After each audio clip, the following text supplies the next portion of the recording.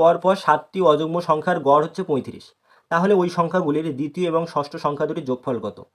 7টি সংখ্যার গড় 35, তার মানে 35 7টি সংখ্যার মধ্যে মাঝখানে থাকবে।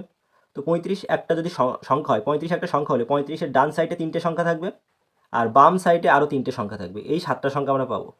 এখন এই ডান সাইডে সংখ্যা পেতে গেলে আমরা 35 থেকে 2 যোগ করলে আমরা 35-এর পরের অযুগ্ম মানে বিজোড় সংখ্যাটা পাবো, কত হবে? 37। আবার 37-এর সাথে 2 যোগ করলে আমরা পাবো কত? 39। 39-এর সাথে 2 যোগ করলে আমরা পাবো 41।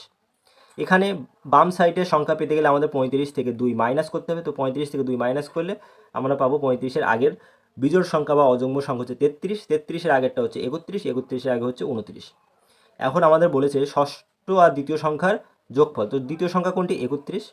তো আমাদের 31কে যোগ করতে হবে ষষ্ঠ সংখ্যা কোনটি? 1 2 3 4 5 6 39। তো 31 আর 39 যোগ করে তোমরা পাবে 70।